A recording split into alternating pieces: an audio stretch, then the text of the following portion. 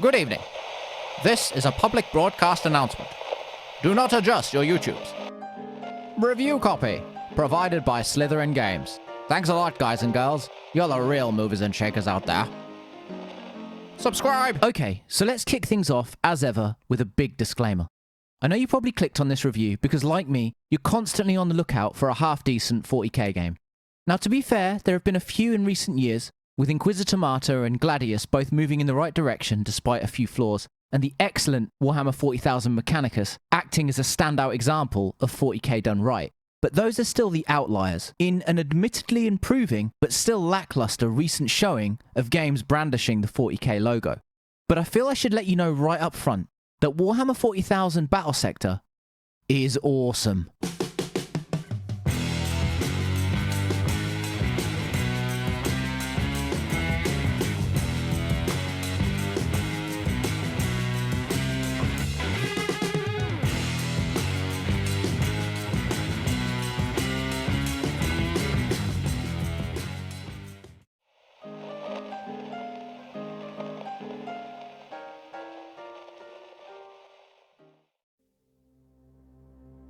For the uninitiated, Warhammer 40,000 is a science fiction IP, known initially for its tabletop iteration. But in the years since its initial conception in 1987, it has since grown into a huge property, which now includes books, comics, movies, audio dramas, and video games. It's essentially defined by three key elements: deep expansive lore, massive scale, and high levels of melodrama. Battlesector focuses on just two factions within this expansive universe: a particular faction of the Agents of Humanity known as the Space Marines, and an alien threat known as the Tyranids. Now, while you can go into Battlesector knowing nothing about its narrative context or the deep lore in which it submerges itself and still have a great time, some of the minutiae of the story will probably be lost due to elements like the use of references to the universe's vast terminology, histories, characters, and conflicts. With this in mind though, if you're at all interested in getting into this vast world, Battlesector might be a great opportunity to do so. While it essentially tells the story of a group of Space Marines and their allies as they attempt to reclaim their homeworld after a devastating battle, there is so much lore and setup behind this particular moment in 40k history. With this in mind, I decided to make the next section of the video a story primer for Battlesector.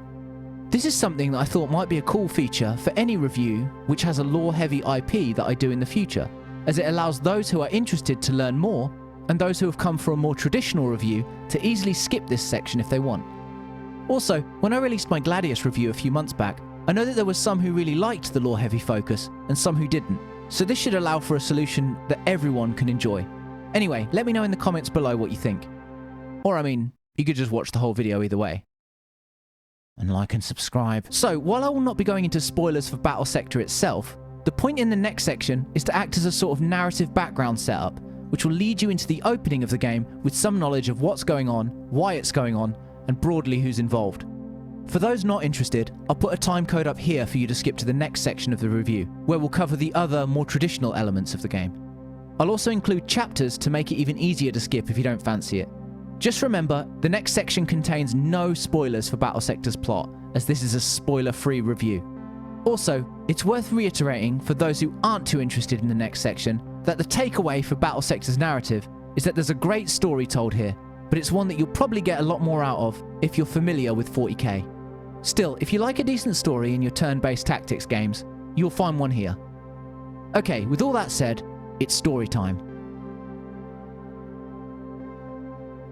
Towards the end of the 41st millennium, a monumental event would change the course of the human-Xenos conflict forever.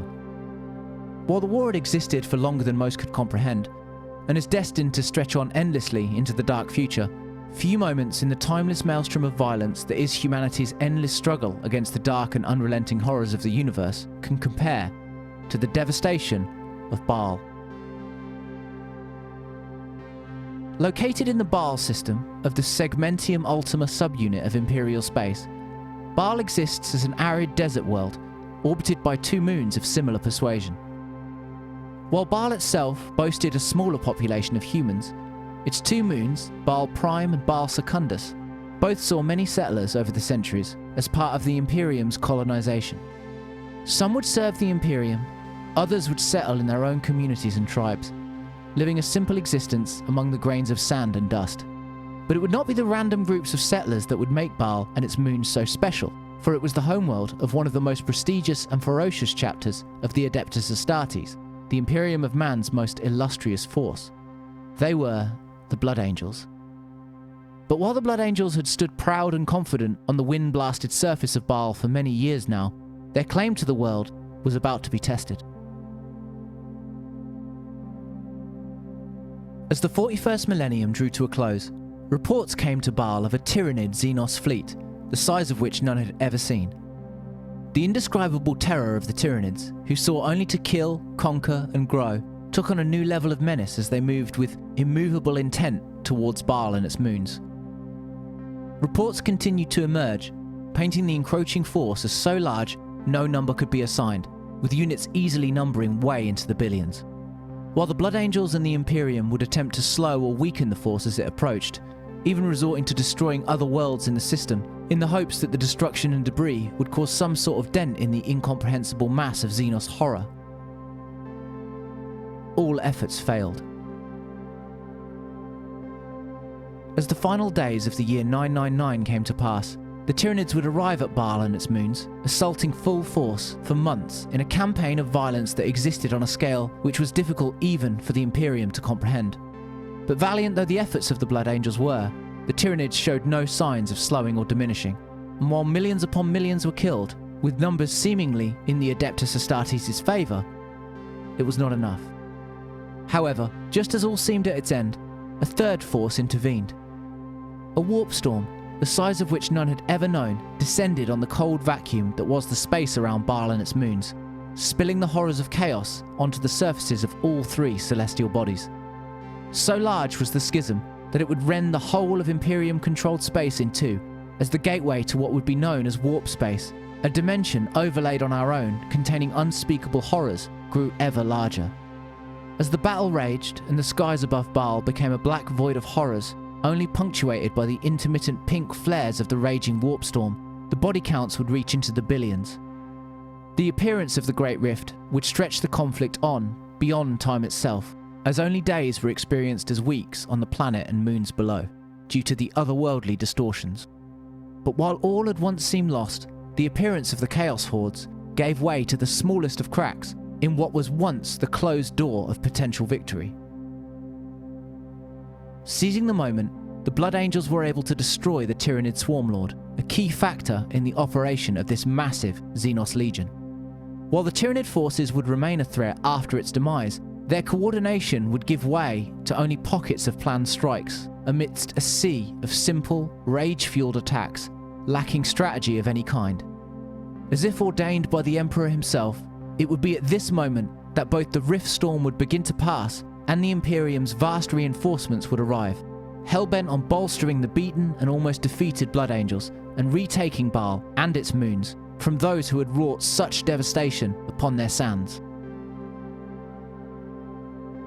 And it is here that our tale begins, as the newly bolstered Blood Angels, along with their Primaris brethren, begin their campaign to retake Baal from the remnants of the Xenos Horde.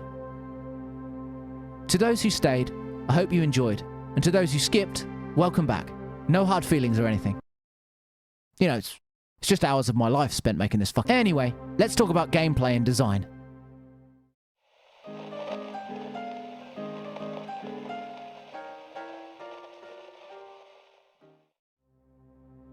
Developed by Black Lab Games, whose previous titles include the excellent Battlestar Galactica Deadlock, Warhammer 40,000 Battlesector is a turn-based tactics game in many ways akin to the likes of XCOM or the aforementioned Mechanicus.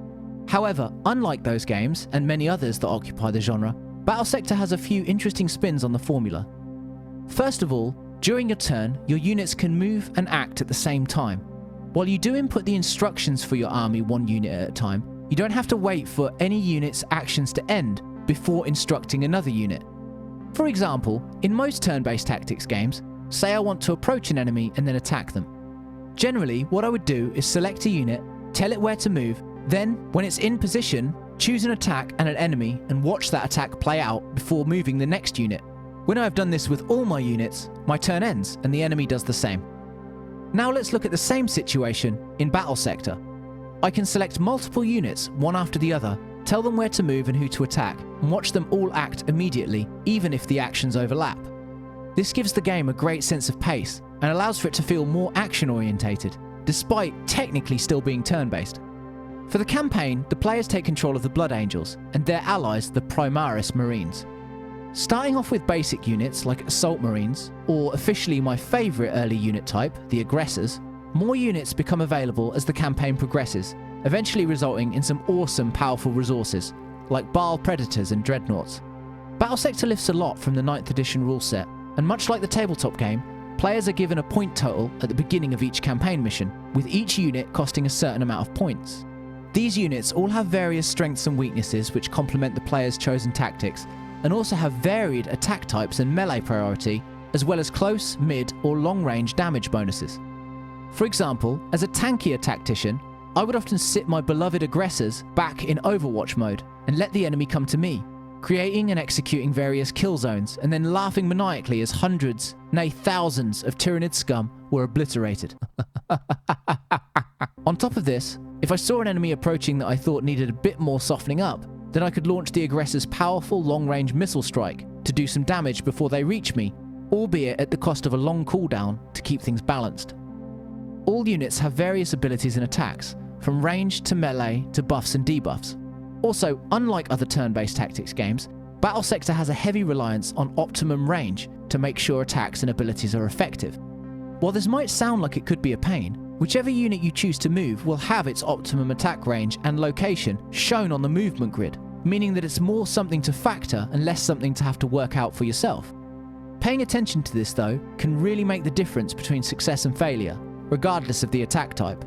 Hell, this is even important when you're in Overwatch mode. Oh, and one final point about Overwatch. If you haven't issued any commands to a unit before the end of your turn, the game will ask you if you just want to put that unit into Overwatch or leave them as is.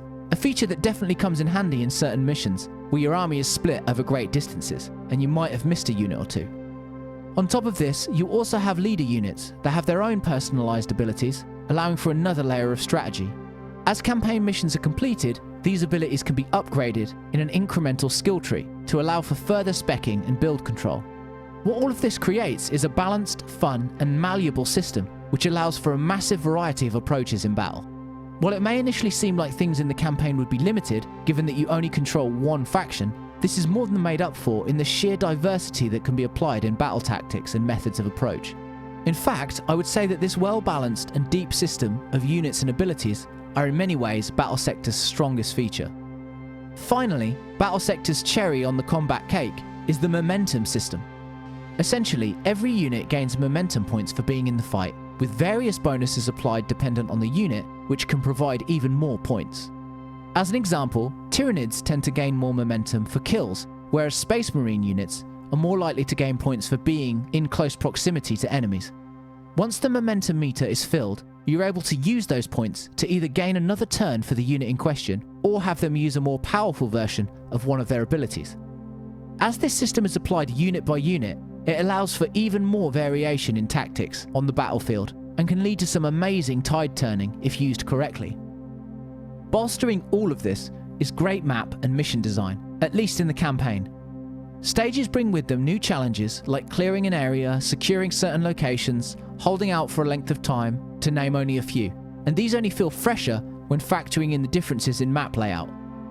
While much of the map's aesthetics look similar, a point which, to be fair, makes sense narratively, the topography of the areas you operate on has great variation, from narrow valleys to huge metal walkways.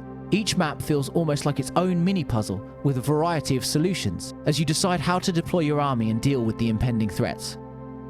Aside from the lengthy campaign mode, Battlesector also has a skirmish mode and a multiplayer mode, which allows for online PvP or matches against the AI and the chance to replay story missions. Now, while these modes do share a lot of the systemic strengths with the campaign, the same can't really be said for the skirmish and multiplayer maps, which are just serviceable here. Also, there is no objective or game mode besides the old school wipe out the other army, which, while fine, leaves some room for improvement. Having said all of this, one thing the skirmish and multiplayer does have over the campaign is the ability to be able to play as the Tyranids, which are an absolute blast. Given how little they factor into the whole package, it would have been easy for the developer to throw them together or perhaps take less care with balancing and structuring them as an army. However, this is definitely not the case here, and it's clear that Black Lab Games put in the effort to make them on par with the Space Marines when it came to levels of development and balance. In fact, I wouldn't be surprised if we got some sort of expansion or DLC campaign for them at some point, as it really feels like the hard work is done here. The only other area regarding the game's design where Battlesector perhaps falters a little is in its tutorials, specifically when it comes to explaining unit strengths when in certain situations or when facing other particular unit types. While not the most complex system, it could have used a little more detail and clearer tutorial missions to explain it all. However, this is a small gripe, and one that is easily mediated either by a quick look online or just by playing the game for an extended period in order to familiarise yourself with the smaller details. But such issues are extremely minor, and all in all, from a design and gameplay perspective, Battlesector stands out as not only one of the best 40k games, but also one of the best turn-based strategy games in recent years.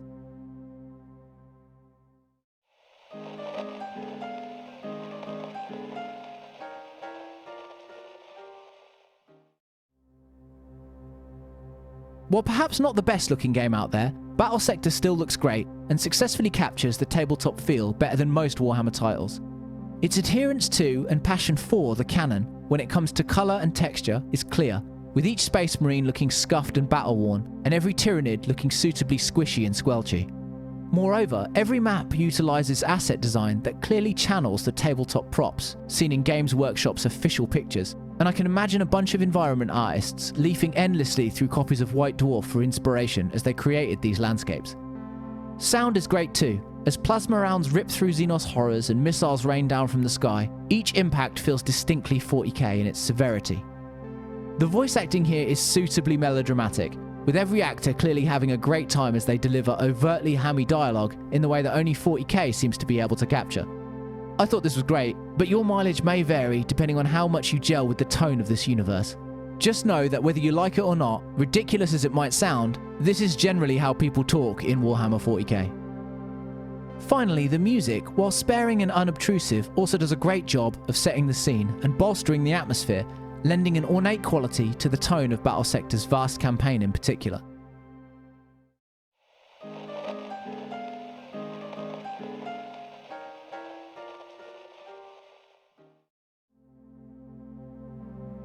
Okay, so let's talk about bugs first. There aren't really any. In all the time I played Battlesector, I came across no bugs of any kind, barring occasionally stupid AI, which felt more like it needed some tweaking to iron out the kinks than anything else. All in all though, Battlesector was a super polished experience for me at least. Regarding replay value, there are a bunch of difficulty levels which increase the challenge exponentially, as well as randomized elements to the skirmish and multiplayer modes that can be leveraged for some variety. The campaign will run you probably around 25 to 30 hours and also has randomized elements, such as enemy placement, which serves to keep things fresh on subsequent playthroughs. What really serves the replay value here though is the aforementioned options regarding how you build and deploy your army. In one run you might want to brute force things, in another you might want to favour melee or speed, and it's really amazing how different playthroughs can feel with these different setups, even if you're using the same faction. In short, the game's variety is what serves its replay value the best.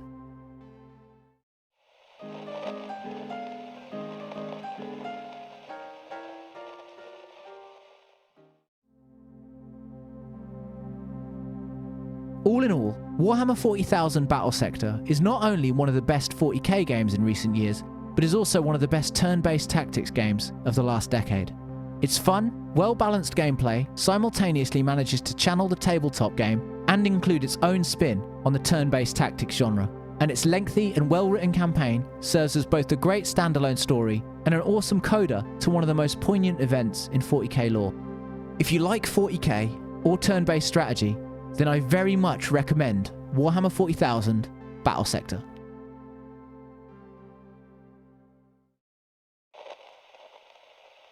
This is a public broadcast. Do not adjust your YouTubes. Hey all you movers and shakers out there. I think I know what you're thinking. You're thinking I want more. I want better production value. I want a Discord, a Patreon, and lovely merchandise for the family. Well, we're here to tell you that your dreams can come true. For the low, low price of subbing, sharing, and liking or disliking, you can expand First Outpost and make it even more amazing. Plus, our wonderful creator won't starve to death. So why not sub today and enjoy slightly pretentious content straight out of your internet sooner than you think? Thank you. And remember, as always, stay safe out there.